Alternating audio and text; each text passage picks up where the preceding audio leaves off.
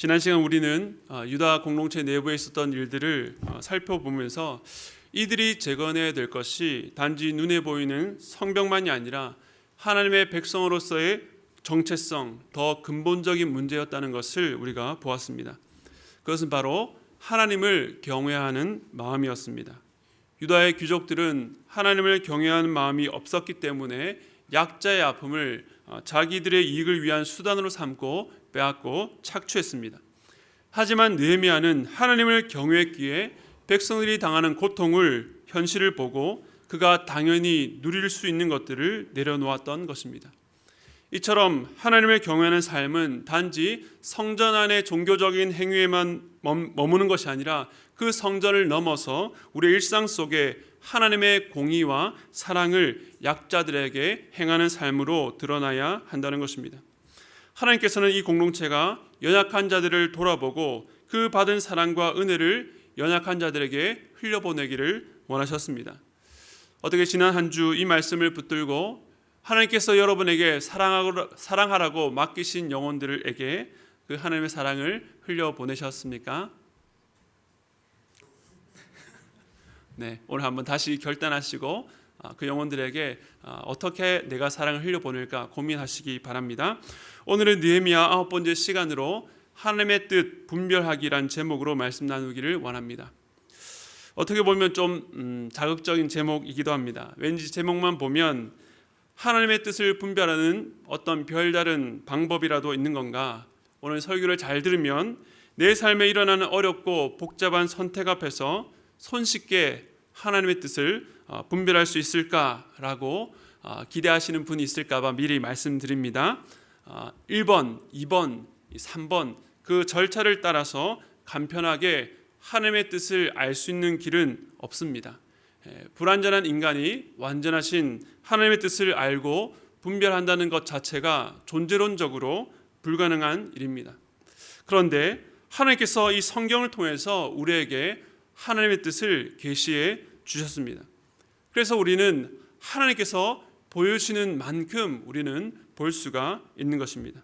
물론 성경에 나와 있는 너무나도 분명한 하나님의 뜻, 서로 사랑하라, 또 항상 기도하라, 또 범사에 감사하라 라고 하는 명령은 너무나도 명확한 하나님의 뜻이지만 그것조차 우리가 한글로 그것을 읽을 수 있고 또 누군가에게 대답할 수 있다라고 할지라도 그 명령의 참된 뜻을 다 안다고 말할 수는 없는 것입니다. 그러므로 하나님의 뜻을 분별하려고 할 때에 가장 중요한 것은 겸손한 태도입니다. 우리는 자기에게 유리한 대로 왜곡하고 섣불리 판단해서 늘 넘어지기 쉽기 때문에 그렇게 분별해야 된 일들 앞에서 하나님께서 우리의 어두운 지각을 밝히셔서 보여주시도록 전적으로 의지하는 자세로 나아가야 되는 것입니다. 그런 면에서 요즘 주일마다 살피는 이 느헤미야는 참 대단한 사람으로 보입니다.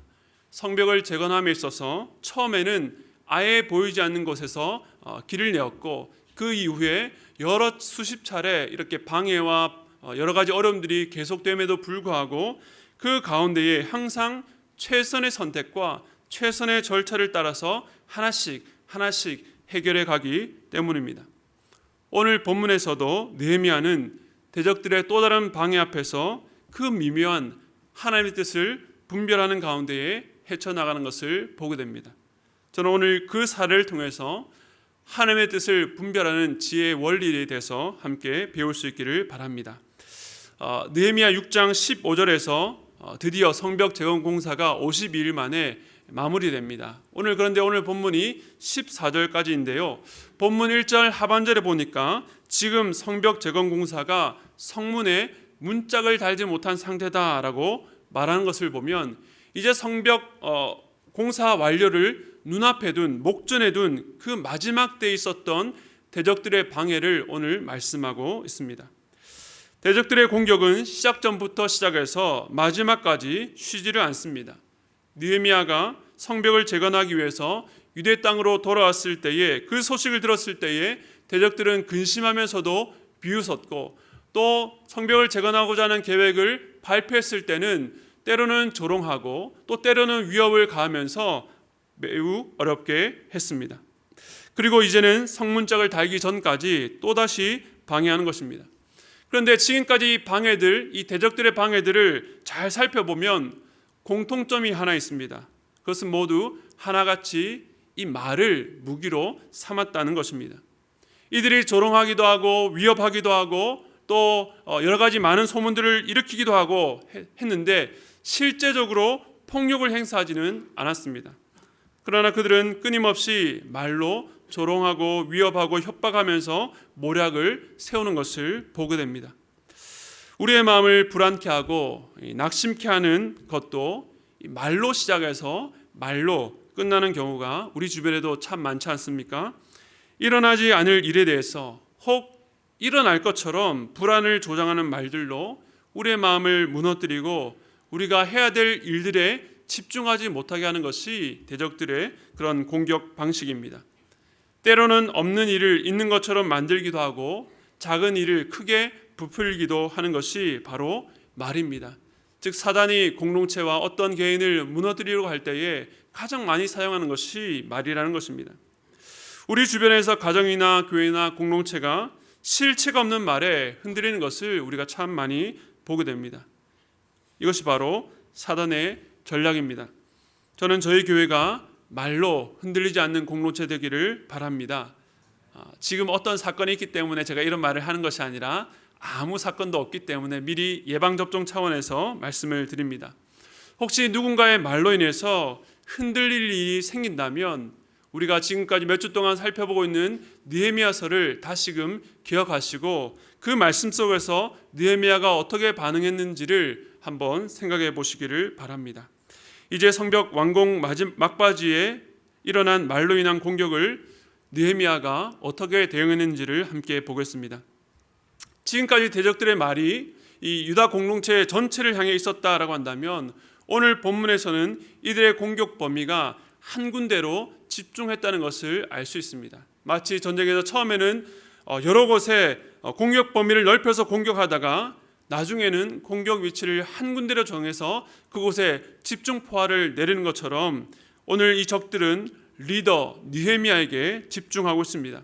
크게 두 가지 방법으로 도발을 합니다. 첫 번째는 느헤미야를 따로 불러내려 한 것입니다. 2절에 보니까 산발락과 게셈이 느헤미야에게 사람을 보내 오노 평지 한촌에서 만나자라고 제안했습니다.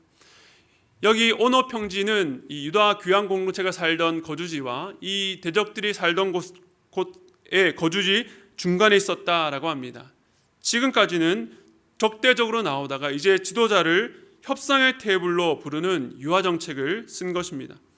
그러나 이들의 의도는 다른 곳에 있었습니다. 2절 하반절에 보면 그들의 숨은 이유가 있는데 2절 하반절 우리 함께 읽겠습니다. 시작.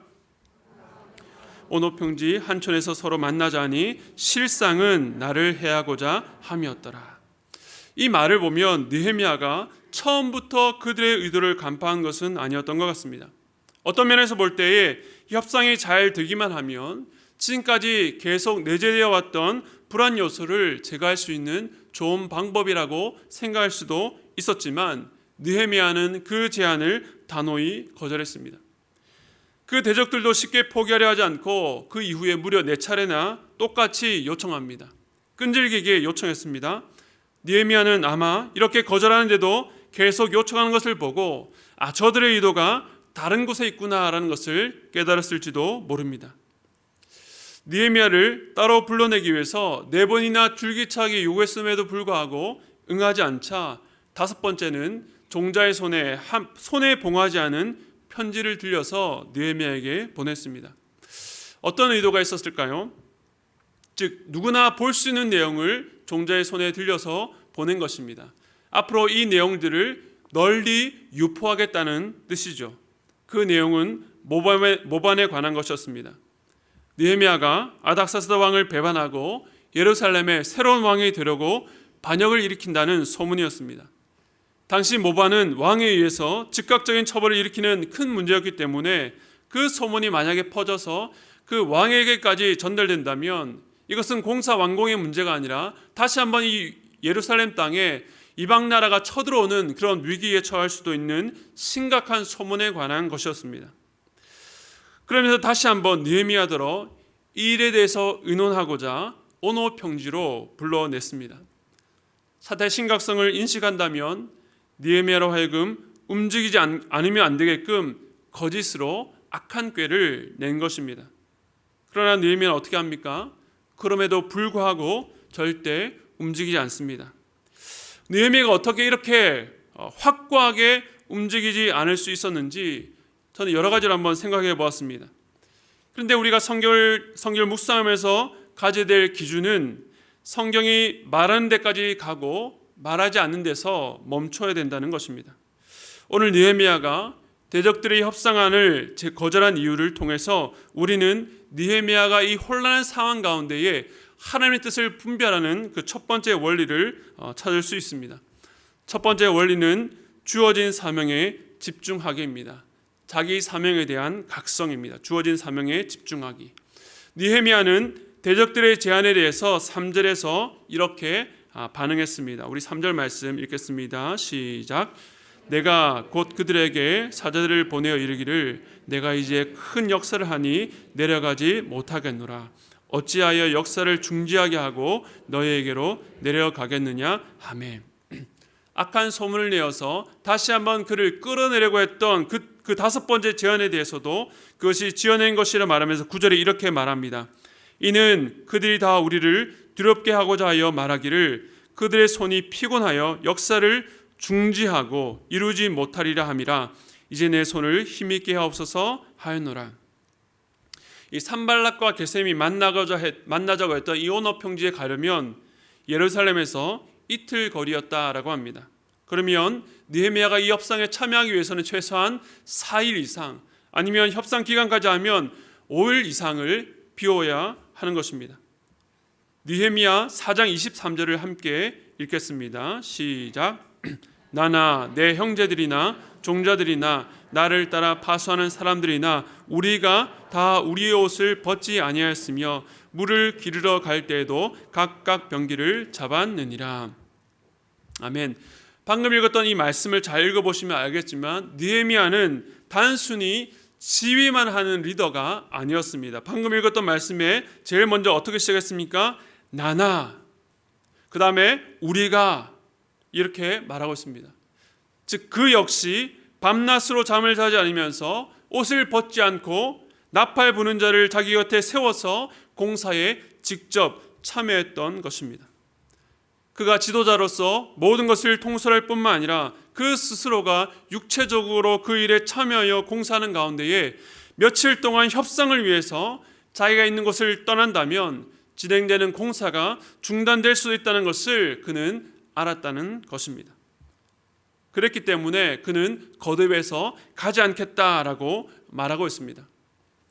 느헤미야는 협상이란 방법으로 이 공사가 좀 더 원활하게 진행되도록 그 대적들을 해치우는 방식이 아니라 하나님께서 시작하셨고 모든 백성들이 밤낮으로 쉬지 않고 진행되는 이 공사를 어떤 일로 말미암아 중단할 수 없다는 확고한 뜻을 갖고 있었던 것입니다. 이처럼 그가 산발락과 게셈의 악한 꾀에 움직이지 않은 것은 하나님께서 그에게 맡기신 사명을 중단할 수 없다는 너무나도 명확한 길, 바로 자기 사명에 대한 각성이 있었기 때문입니다. 여기서 말하는 자기 사명에 대한 각성이 무엇입니까? 이 각성이라는 말은 깨어 정신을 차리고 주의 깊게 살피어 경계하는 태도를 말합니다. 우리는 중요한 결정을 앞두고 어떤 초월적인 하나님의 인도하심을 구하는 경우가 많습니다. 기도하면서 직접적인 음성이나 환상, 꿈과 같은 어떤 특별한 경험을 통해서 내 삶을 인도해 주시기를 원합니다. 물론 하나님께서 때때로 사람들을 그렇게 인도하기도 하시고 저도 제 삶의 중요한 기로에서 그런 인도하심을 경험했던 적도 있습니다. 그런데 물론 사람마다 다르겠지만 제 경우를 보면 제 지난 신앙생활 가운데 그렇게 하나님께서 특별하게 인도하셨던 적은 그렇게 많지가 않습니다. 초월적인 하나님의 계획과 인도하심을 구하는 것이 잘못되었다는 것은 아니지만 안타까운 것은 그렇게 초월적인 인도하심을 구하면서 정작 분명하고 명확한 하나님의 인도하심에 대해서 등한히 하는 경우가 우리 주변에 참 많다는 것입니다. 무슨 뜻인가 하면 어떤 사람이 무엇을 해야 할 것인지라는 문제 앞에 서게 되었을 때에 항상 하나님께서 우리에게 너는 이것을 해라 라고 지시하지 않는다는 것입니다. 먼저는 자기가 서 있는 자리, 하나님께서 우리에게 두신 환경을 통해서 어떤 필요라는 것이 발생합니다.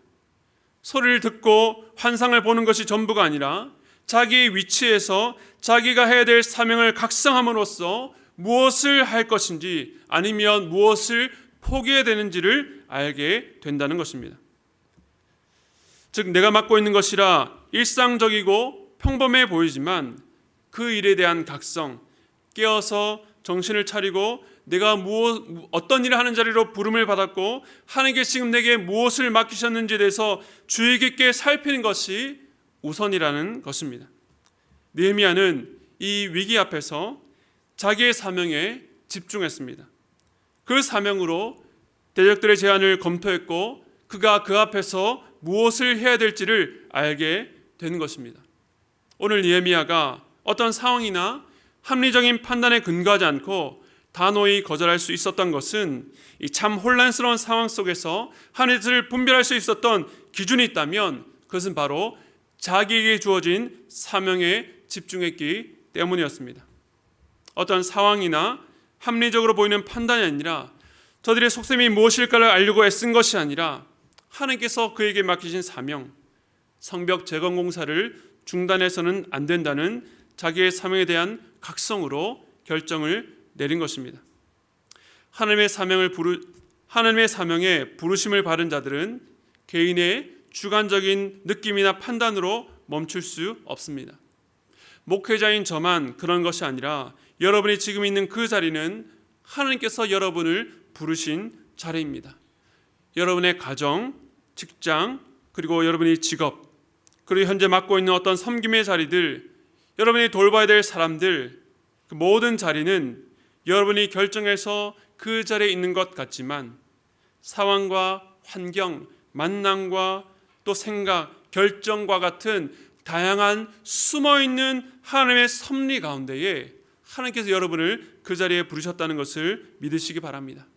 그렇기 때문에 그 사명에 집중하시고 그 사명에 대한 각성으로 여러분이 무엇을 해야 될지 어떻게 살아야 될지 하나님 뜻을 분별하셔야 하는 것입니다.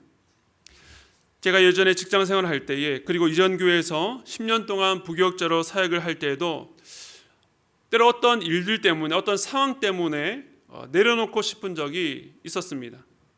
제 안에서 제 상황적으로 볼 때에 충분히 내려놓을 만한 합리적인 이유들도 있었습니다. 그러나 그때에 변하는 상황에 따라 결정하지 않고 섣불리 움직이지 않은 것을 참 감사합니다. 그 당시에는 하나님께 헌신하고 싶어서 또한 혹은 하나님께 쓰임을 받고 싶다는 열망으로 고민을 했지만 시간이 지나고 그때 내 자신을 돌아보니까 그 안에서 그 사명을 회피하고 싶은 열망이 더 많았다는 것을 깨닫게 됩니다. 그 이후로 제 마음에는 부르심이 곧 사명이다라는 말을 늘 새기게 됩니다. 하나님께서 부르신 곳에서 사명을 다하는 것, 그것이 하나님의 뜻을 분별하기 위한 첫걸음입니다. 여러분의 사명에 집중하면 무엇을 버려야 될지, 어떤 판단이 옳은지 나쁜지를 분별할 수가 있는 것입니다. 그러므로 하나님의 뜻을 분별하기 원하신다면 하나님께서 이미 여러분에게 맡겨주신 그 사명에 집중하는 여러분 되시기를 바랍니다. 앞서 협상을 통해서 공사를 중단하게 하려는 대적들의 시도가 무산되자 이제는 다른 방법을 씁니다. 유다 공동체 안에 긴밀하게 접촉하고 있었던 사람을 이용하는데요. 그의 행동과 말을 보면 선지자의 역할을 할 정도니까 이 사람은 매우 공동체 가운데 큰 영향력이 있었던 것으로 보입니다.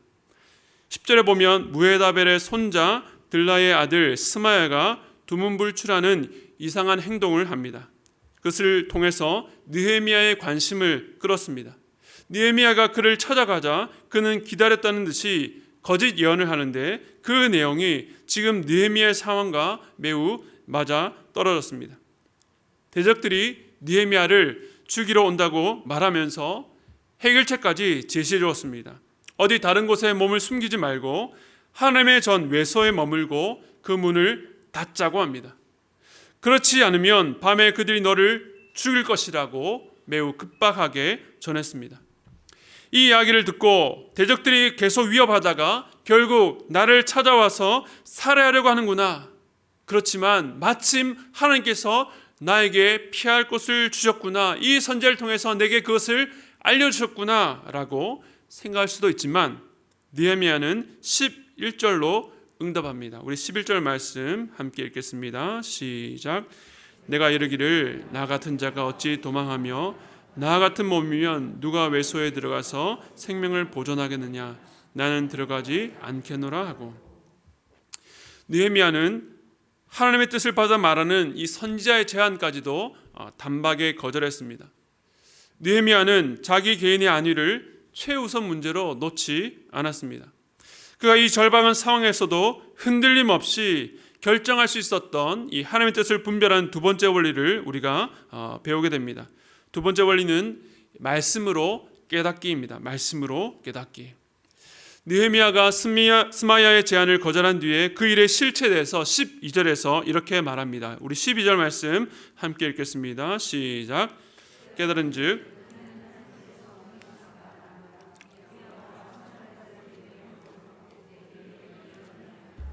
아멘. 12절 첫 구절이 어떻게 시작합니까? 깨달은즉입니다. 깨달은즉. 느헤미야가 악한 자들이 하나님의 이름을 빙자하여 거짓말했다는 것을 깨닫게 되었다는 것입니다. 그가 어떻게 깨닫게 되었을까요? 스마야가 제안했던 외소라는 것은 성전의 현관과 지성소 사이에 있었던 성소로서 제사장 이외에는 들어갈 수 없는 곳입니다. 그런데 만약 느헤미야가 자신의 목숨을 보호하기 위해서 이 외소에 몸을 숨겼다면 목숨을 노리는 자격은 오지 않았을 뿐만 아니라 율법을 범하는 죄를 짓게 되는 것입니다. 오늘날에도 교회 공동체의 리더가 무너지게 되면 공동체 전체에 겪는 후폭풍이 참으로 큽니다. 그런데 성벽 재건공사의 총책임자였던 느헤미야가 자기의 목숨을 위해서 성소에 함부로 들어가는 죄를 범했다면 이 성벽 공사 전체가 흔들리는 어려움을 당할 수밖에 없었을 것입니다. 느헤미야는 하나님의 말씀의 기준에서 이 사안을 살핀 것입니다. 자기의 행동이 하나님의 말씀에 비춰봤을 때에 어떨지를 깊이 숙고한 것입니다. 그렇게 생각하니 이 선지자의 예언이 하나님께로 온 것이 아니라 대적들에게 뇌물을 받고 거짓 예언을 했다는 것을 깨닫게 되었습니다.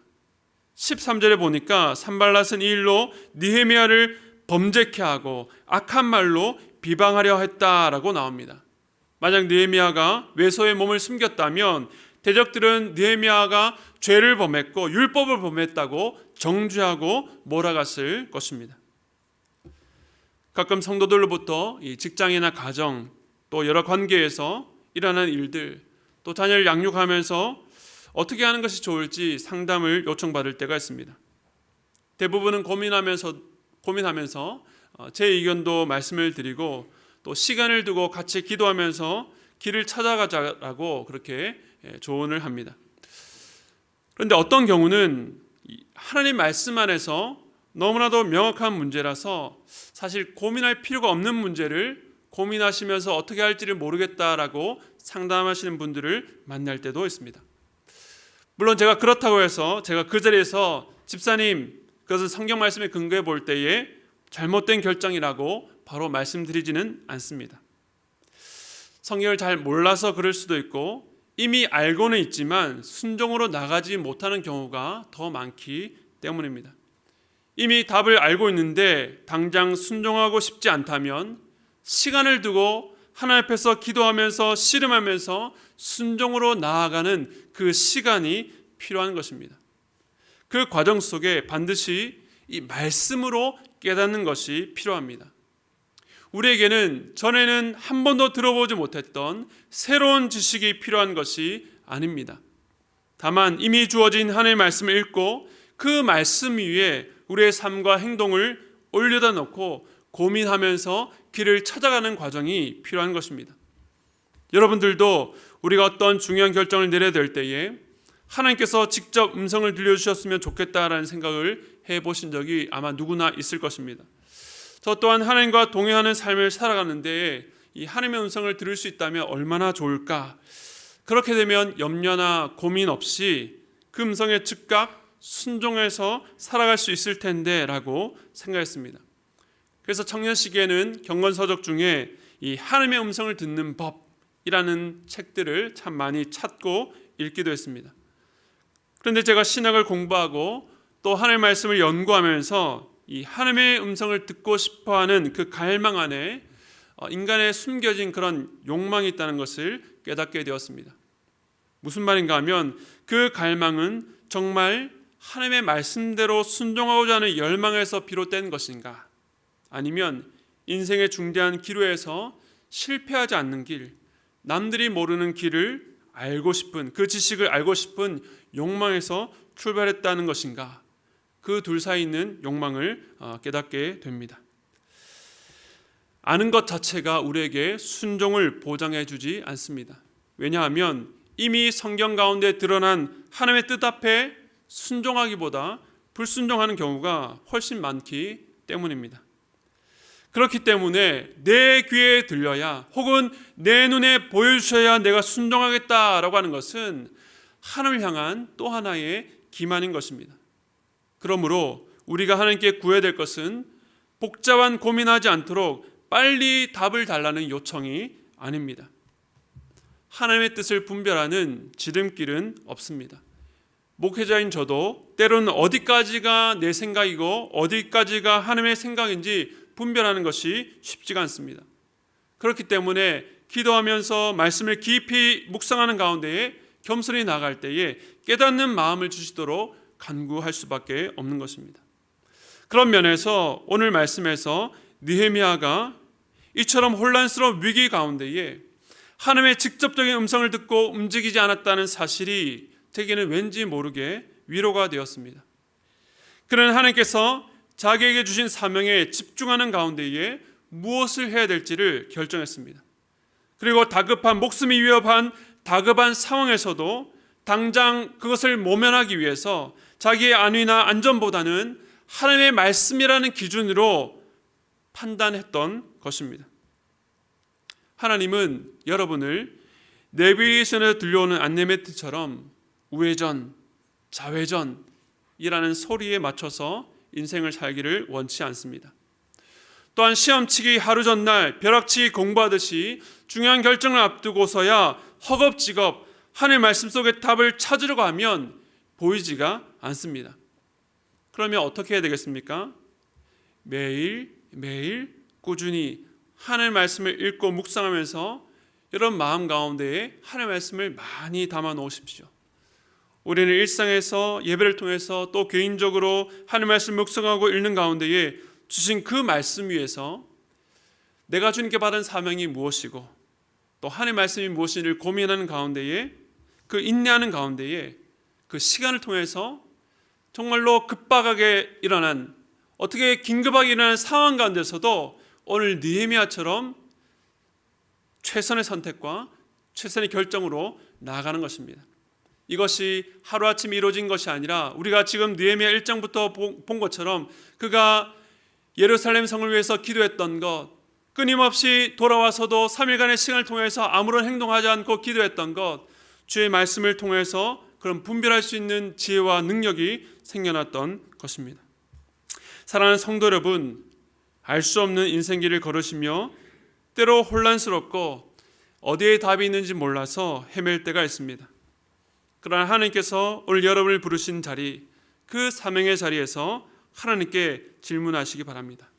그리고 오늘도 우리에게 말씀하시는 하나님의 말씀을 여러분 마음 가운데 새기고 그 말씀을 통해서 깨닫게 하시는 은혜를 구하시며 하나님의 뜻을 분별해 가시는 여러분 되시기를 바랍니다. 그것은 하나님의 시험지를 내주고 한번 맞춰봐라는 것이 아닙니다. 하나님과 동행하는 가운데에 우리가 그저 정보를 얻어서 이 길이 맞고 나가는 것을 원하시는 것이 아니라 하나님과 친밀히 내밀하게 교통하고 동행하는 가운데에 우리가 하나님께서 기뻐하신 뜻을 억지로가 아니라 자원하는 마음으로 기쁨으로 그 길을 선택하며 순종으로 나아가기를 우리 하나님은 원하시는 것입니다. 그래서 이 하나님의 뜻을 분별하는 것, 그것은 하나님께서 내게 주신 사명에 집중하고 하나님의 말씀을 깊이 묵상하는 가운데에 하나님과 동행하는, 하나님과 함께하는 삶이라는 것을 여러분 기억하시고 그 삶을 향해 나아가는 여러분 되시기를 축복합니다.